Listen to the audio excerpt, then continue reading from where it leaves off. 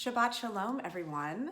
Our Parsha this week is Parshat Re'eh. We are well into the final book, the fifth book of the Torah, Devarim, the book of Deuteronomy, and we are beginning in the middle of chapter 11 with verse 26 this week. Re'eh, for which this Parsha is named, is an exclamatory. It means behold, and it begins Moses's preamble to the laws that end with the basic premise of the Torah. Moses says, "See, behold, this day I set before you blessing and curse." And then the choice lies entirely in our hands.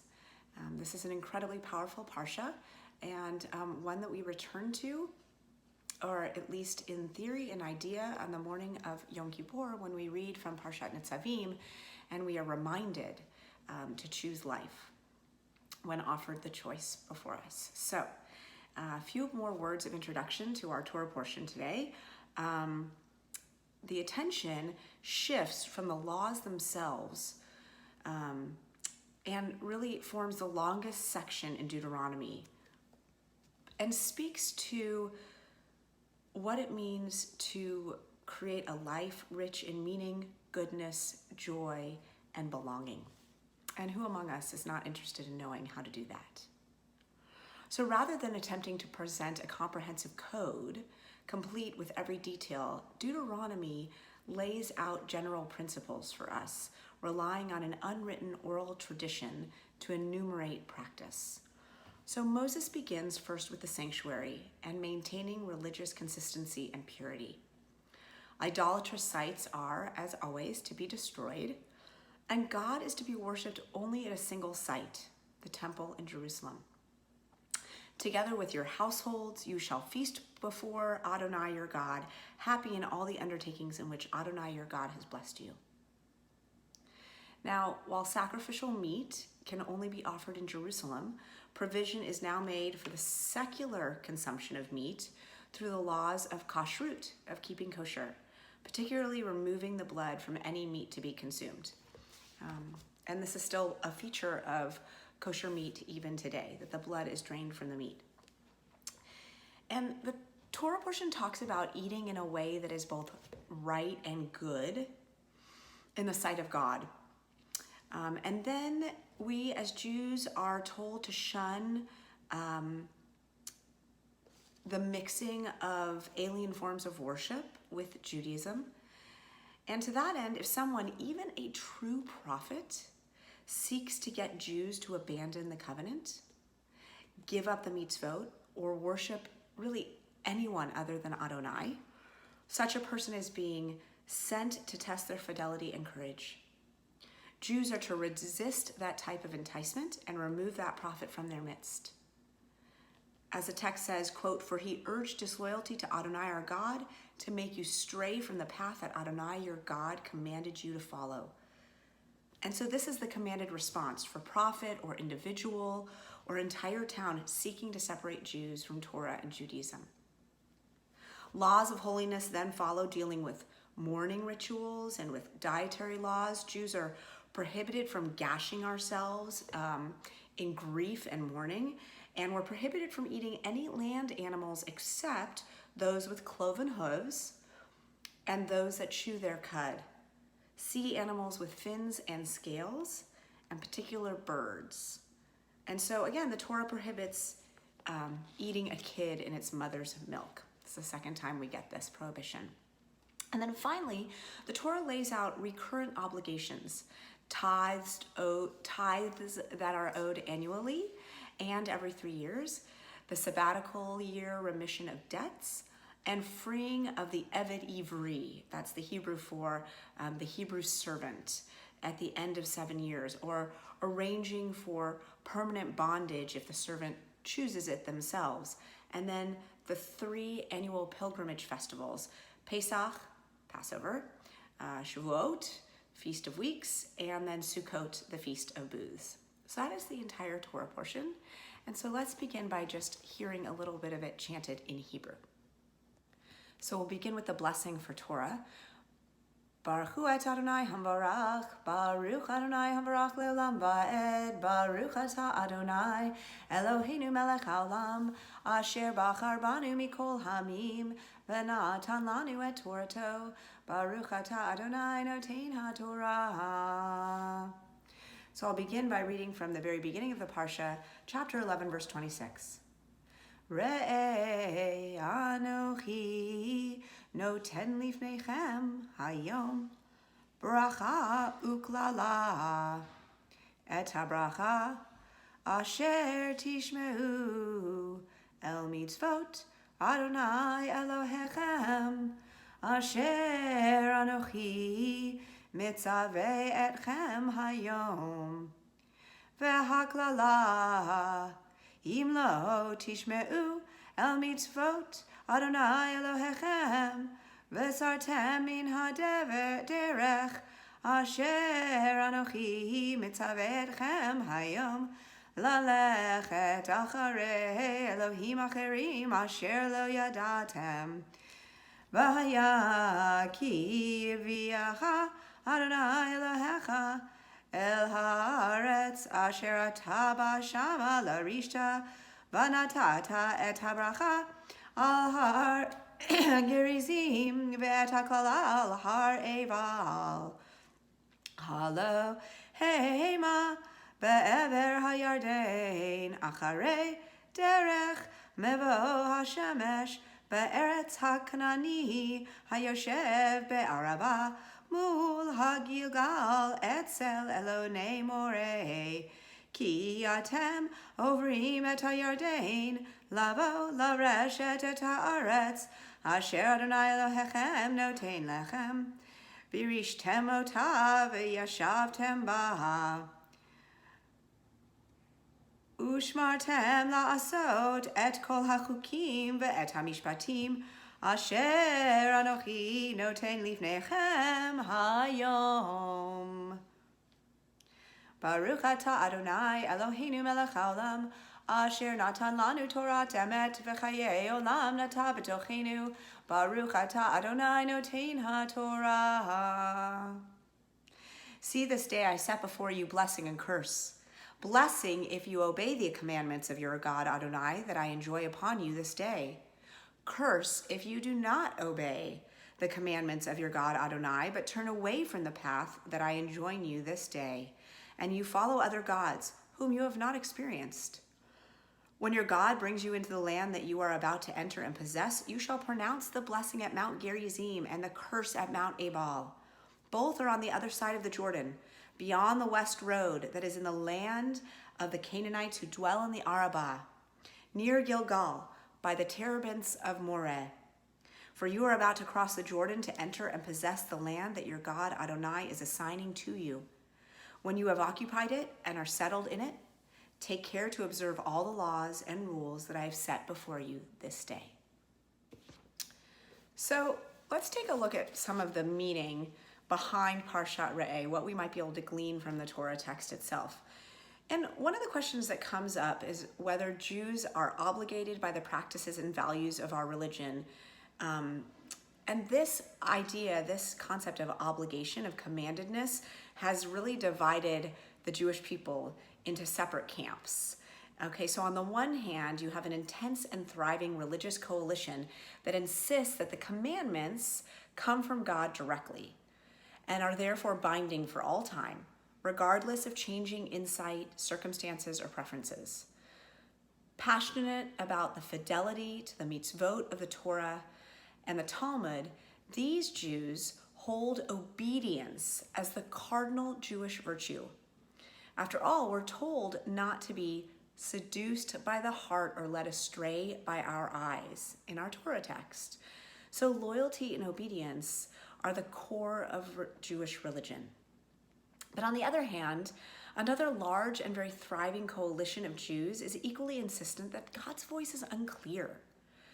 While holding our traditional texts in great esteem as guides and as repositories of wisdom and historical experiences, these Jews nonetheless affirm that each individual must decide what is God's will for him or herself. And so we're urged not to follow a majority to do evil. Autonomy, therefore, is the guiding, indeed preeminent principle of Jewish faith. Now, both of these perspectives offer a valuable insight for Jewish living and Jewish vitality. It is unquestionable that Judaism has specific content. That content may be dynamic, but it has real contours and priorities that remain constant throughout the ages. Our religion's ability to construct a path to holiness and a relationship with God results from its wisdom and its viewpoint, both of which are distinctive and concrete. We cannot simply list our preferences and then call the emerging brew Judaism. But it's also clear that the very basis of Judaism is the power of human beings to make choices, to be responsible for their own lives. In the words of the Mishnah, all is foreseen, yet freedom of choice is given.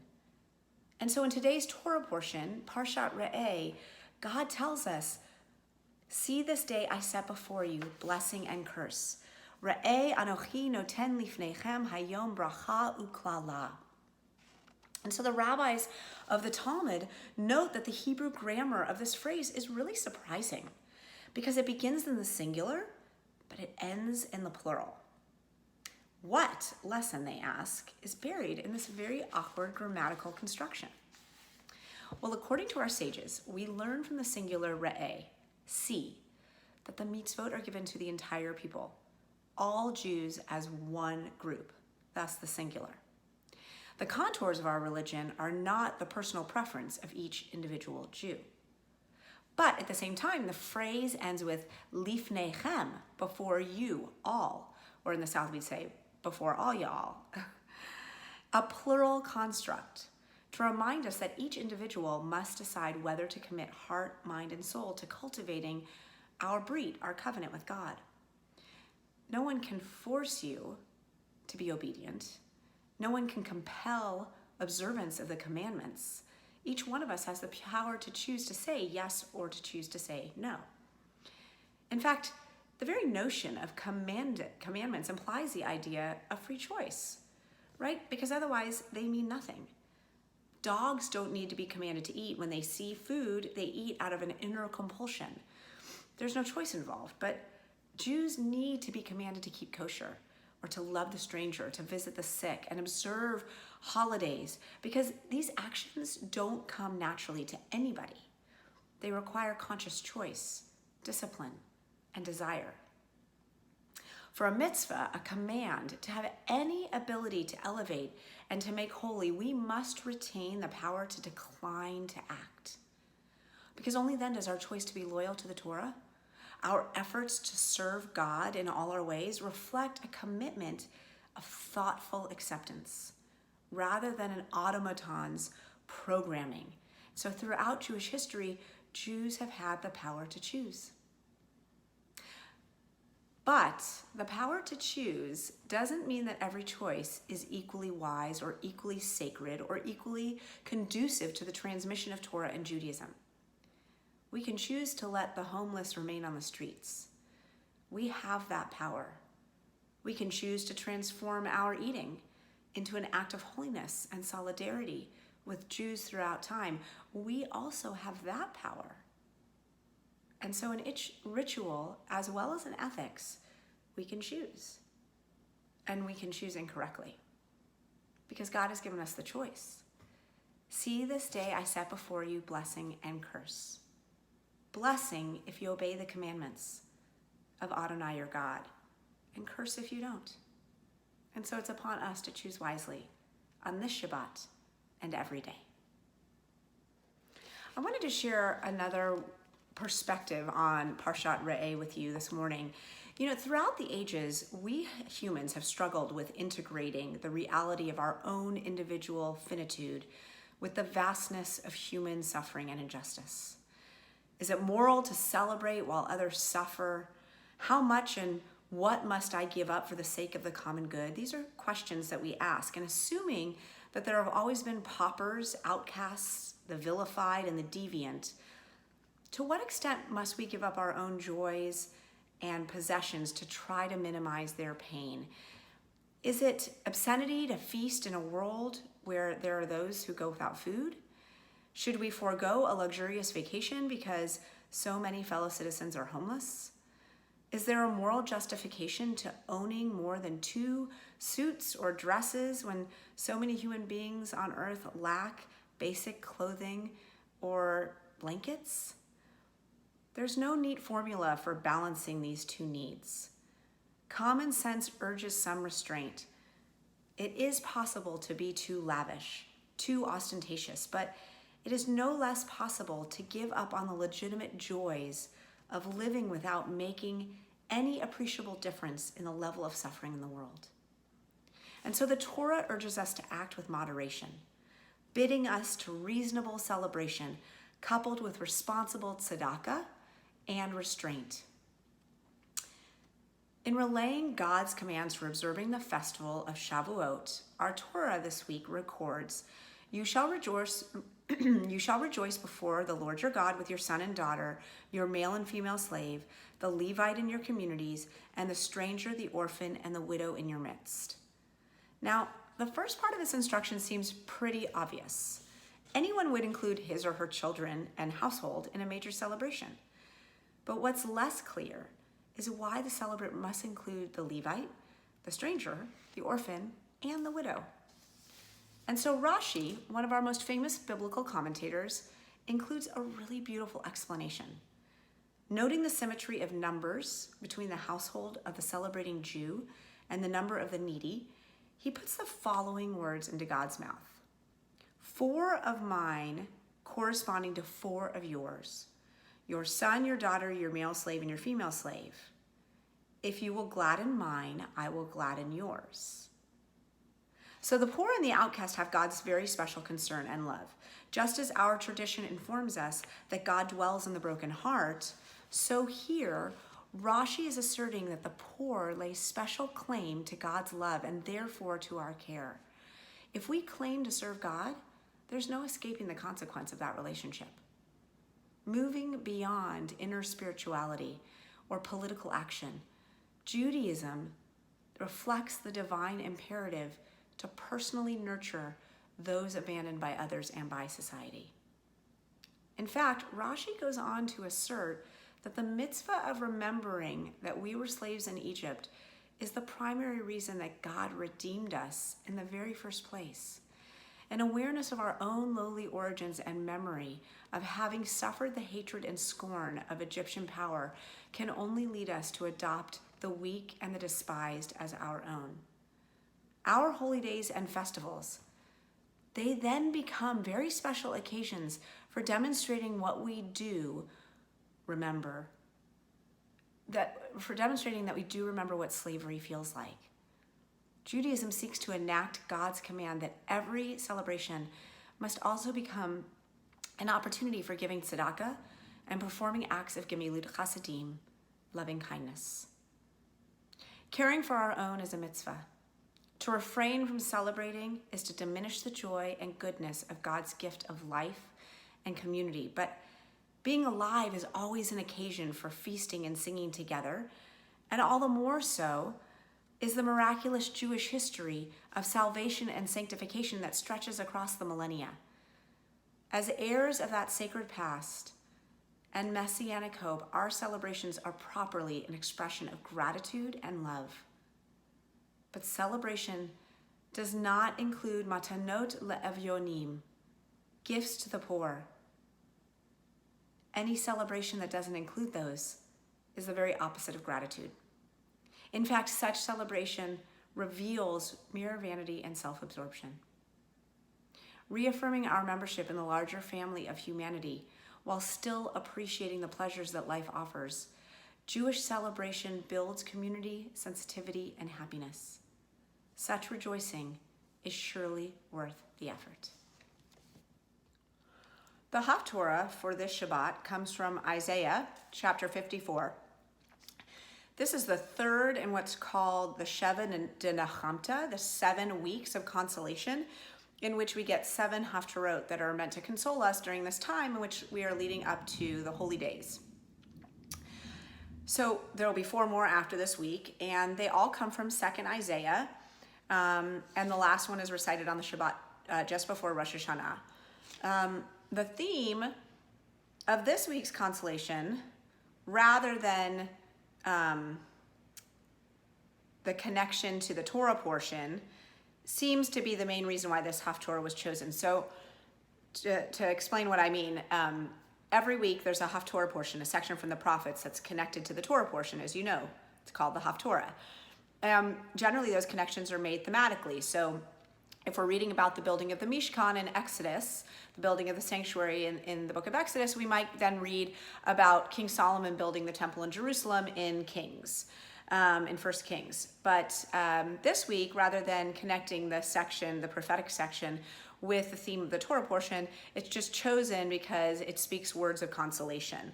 And it appears that at one time, there was a different HaTorah, a different section read on the Shabbat from Zechariah, but interestingly enough, Zechariah 9, which was the portion once upon a time, its 9th verse was interpreted by Christians to be a direct forecasting of Jesus. So the recitation of Zechariah in the synagogue ceased for that reason. And the HaTorah from Isaiah 54 replaced it. And so this is also the HaTorah from the Torah portion for Noah. It would make sense that we would have a section of consolation connected to a Torah portion in which a great flood destroys humanity and the world. So I'm going to go ahead and read a little bit of the HaTorah, chant a little bit of that as well for you today. Baruch atah Adonai Eloheinu melech haolam asher bachar b'nviim tovim v'ratzav divrehem hane'emarim be'emet. Baruch atah Adonai habocher B'Torah uv-Moshe avdo uv-Yisrael amo uv-Nevi'ei ha'emet v'tzedek. Beginning with verse 11 of chapter 54. Aniya so'ara lo nuchama hine anochi marbit bapuch avanaich Visdatich basapirim Vasamti kadkod Shim shotaich Ush araich le'avne ekda V'chol givulech le'avne chefetz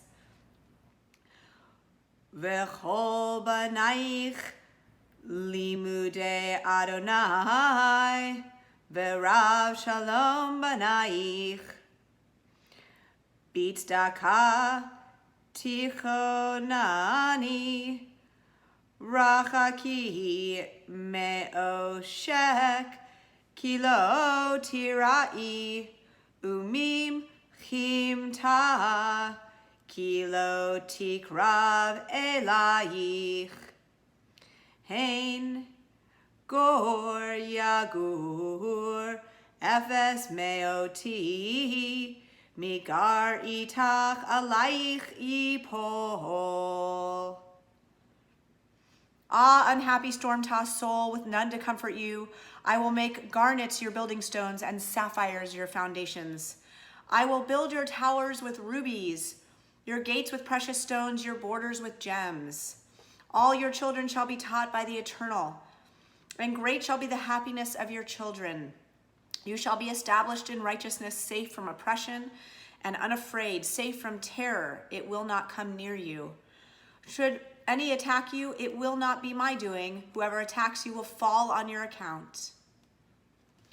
Baruch atah Adonai Eloheinu melech haolam Tzur kol haolamim Tzadik b'chol hadorot Ha'el neman Ha'omer ve'oseh Hamdaber umkayem Shekol devarav emet v'tzedek Al HaTorah ve'al havodah Ve'al haneviim ve'al yom haShabbat hazeh Shenatata lanu Adonai Eloheinu likdusha v'limnucha lechavod ultifaret.